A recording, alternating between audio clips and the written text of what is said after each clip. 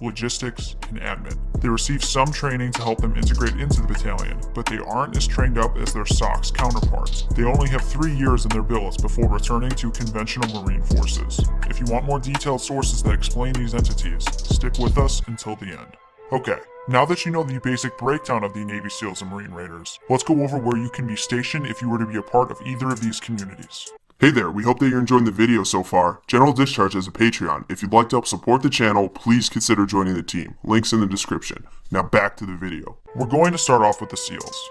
As a SEAL, you can be stationed at SEAL Teams 1, 3, 5, and 7 on the West Coast, and SEAL Teams 2, 4, 8, and 10 on the East Coast. There are also 2 SDV teams, 1 and 2 respectively, with 1 being in Pearl Harbor, Hawaii, and 2 in Little Creek, Virginia.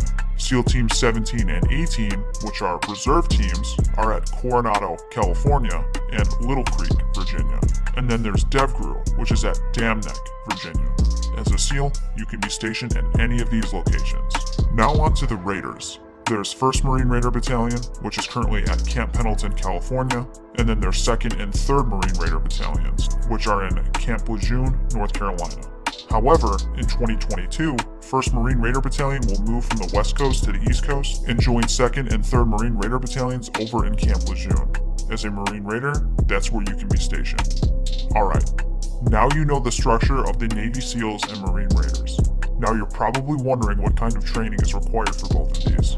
Let's get into it.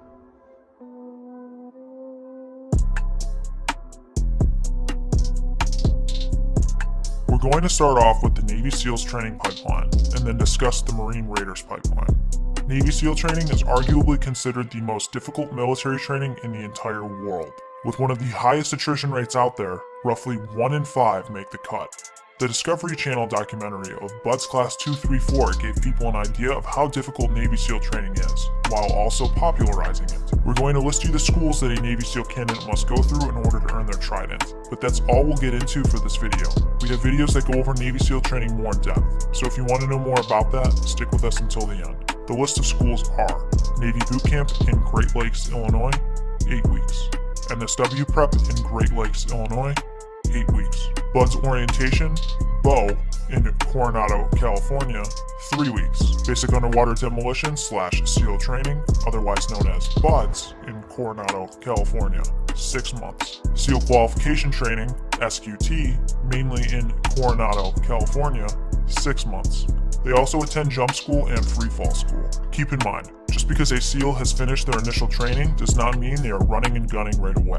They typically train for another 1.5 years after they receive their trident before they are fully deployable. You may be a SEAL after 1.5 years, but you won't be operating for a while. Alright, now we're going to move on to the Marsoc Critical Skills Operator Pipeline.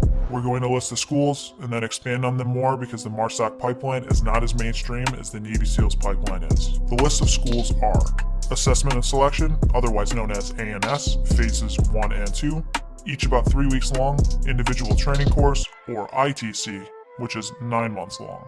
Sounds simple, right? Wrong.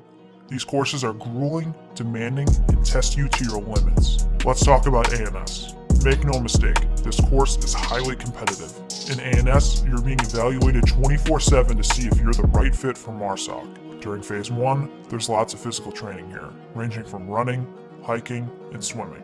ANS incorporates a mix of classroom instruction and practical application of basic Marine Corps knowledge and Marsoc and Special Operations Forces fundamentals. You can make it through all of Phase 1, but still not get selected to move on to Phase 2. Phase 2 continues to identify Marines that have attributes compatible with Special Operations missions and the Marsoc way of life.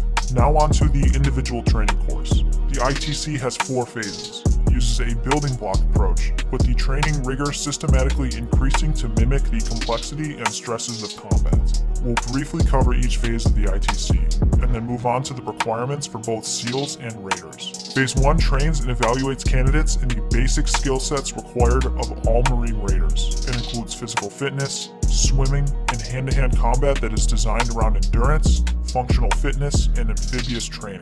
The PT will continue throughout the course. Other skills learned in this phase are navigation, patrolling, and tactical combat casualty care. Phase 2 builds upon Phase 1. with this phase teaching candidates mission planning, fire support training, small boat operations,